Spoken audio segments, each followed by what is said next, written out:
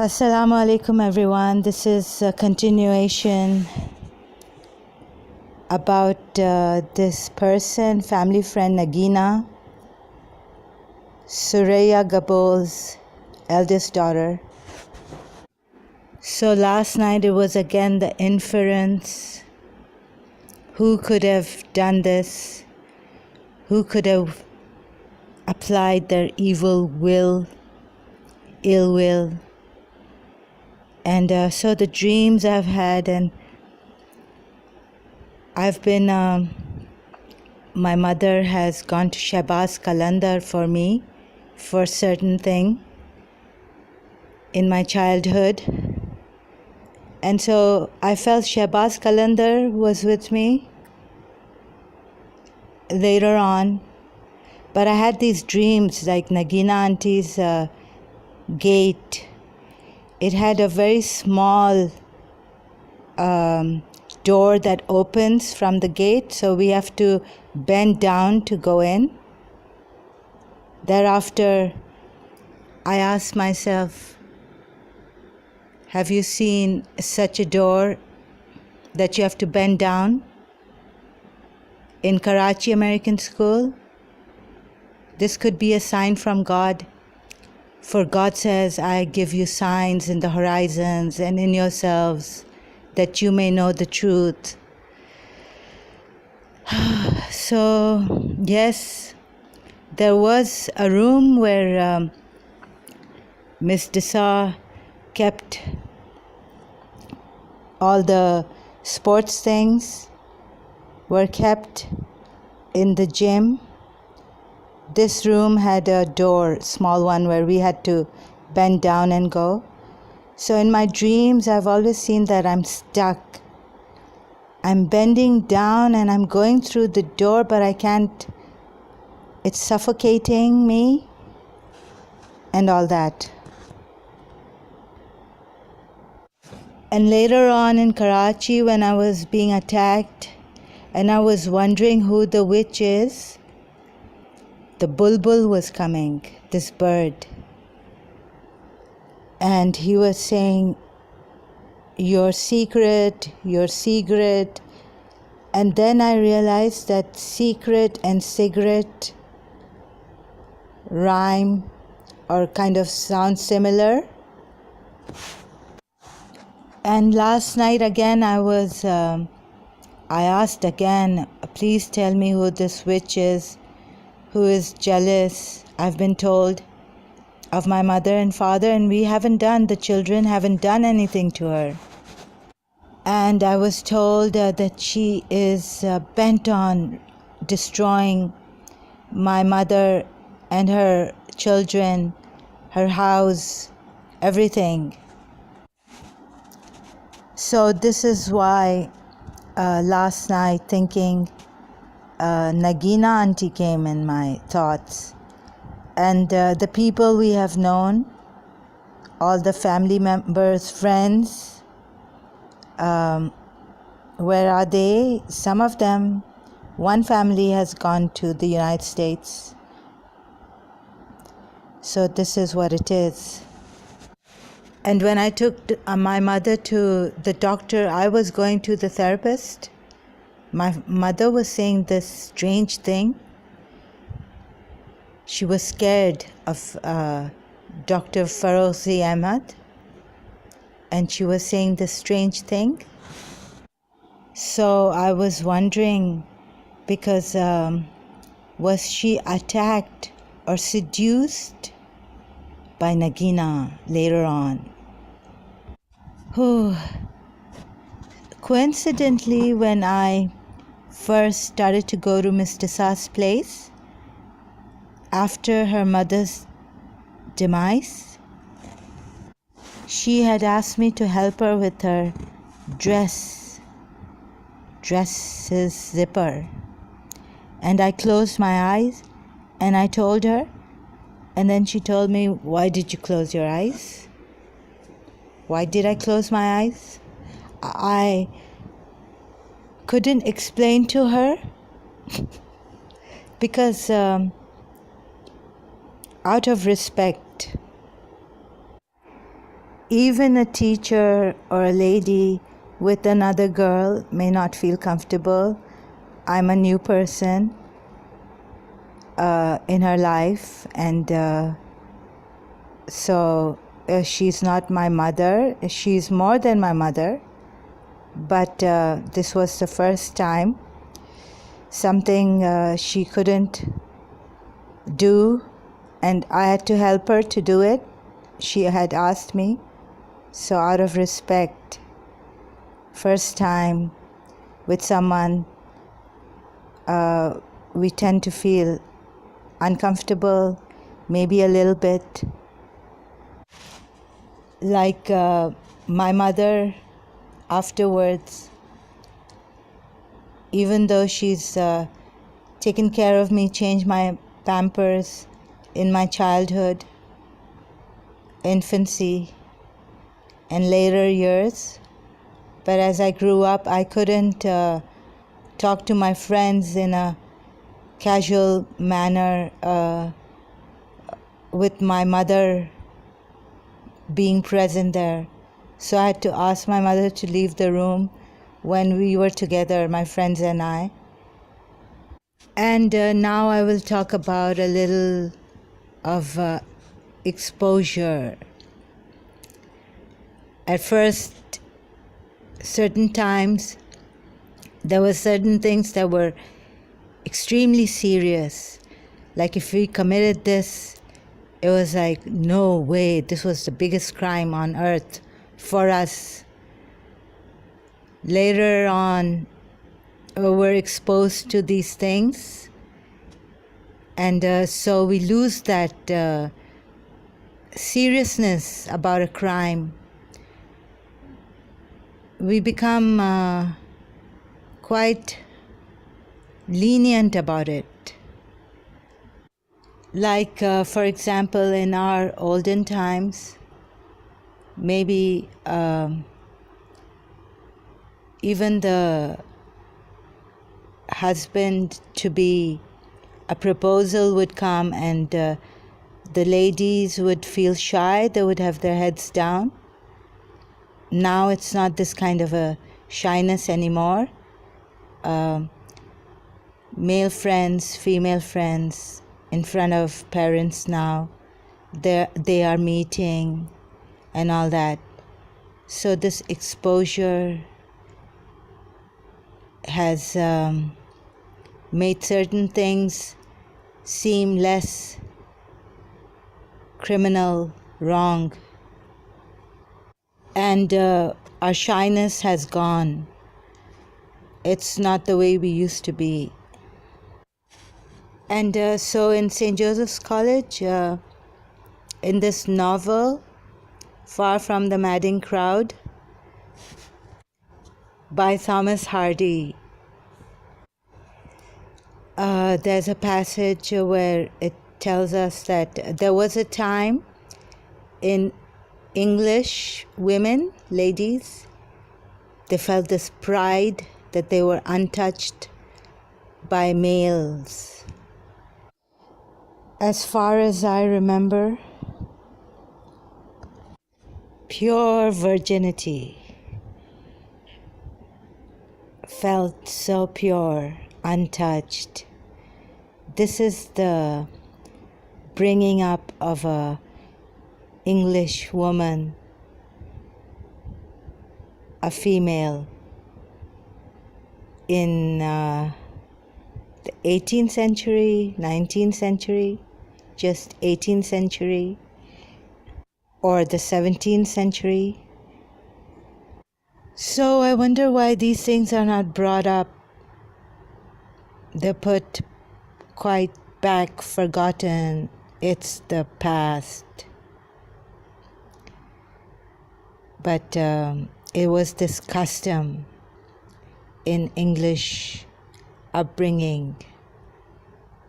Had the Muslims done this, the Western people overexposed would have said, criticized it, would have said something against this. And so I'm going to speak about, we really care about our society. We are humanitarian people. We are social workers. To those who have been faithful to this trust of God, of earth, taking care of the earth and the people, their neighbor. This is not for them that I speak, but those who have now risen up saying we are wanting peace, love, our way, not the Muslim way, not any religious way, our way. Because we think, and we've got a group, and we all agree, we have companionship, we have America, we are world's #1 citizens. We are the world and the world is us. We messed up this world and we are still messing it up, but certain people of these world-class citizens have gotten up, realized, they've thought about it, they've contemplated, reflected, and they feel they can change our world now with their thoughts, with their beliefs, with their spirituality. I'm not buying it. They may have a great memory and great eloquent skills to impart their message eloquently, convincingly, persuading the people about their thoughts using logic. Logically, one day they will suffer because their thoughts will break down. The one logic is that main premise that they have forgotten, they have missed. It's their thought, their belief, not others. So, humanity, just yesterday, and it's continuing today, the capital system, the economic system, everyone is entitled to their opinions, their beliefs. We don't mind that. But we need to see who we can trust honestly so that we can live our lives in a way that we don't waste time and we don't waste our lives on frivolous matters, on the economy. Life is not economy, economic, finances. Life doesn't boil down to going in an executive's briefcase or being in the bar on a weekend and discussing over alcohol what we should be doing, how you socialize and how we socialize. There are changes, differences in our cultures. And there's a person who has written The Road Less Traveled. I'm not putting my life for soul's healing in the hands of Marianne Williamson, Matthew types. I'm not going to ever send my child to an American school with Mr. Horton getting sold. The superintendent of that time, Karachi American School. And so I'm speaking to my people, my Muslims, my Eastern people, whatever you believe in. We have known that we have to make sacrifices. We have to give our time to our children, our family members. And we have a big family unit. Just yesterday, these Americans and Western people, Europeans even, were talking about individuality. And a lot of it I heard from the Karachi American School, individual importance. I have a life to live. You get out of my way. Even if you are my mother or father, you have lived your life. Now let me make my own decisions. Decision makings when we have lived together, loved together, shared together, cried together. Now we have our lives. So this individuality, what is? Let us go through it honestly. Let us see first our religion, what it requires us to do when the parents have taken care of us in our childhood. What does God say in the Quran? When they become old, we need to take care of them in a gentle manner, with loving kindness, with great regard, respect, honoring them. And the Quran says it's covered everything, not left a stone unturned.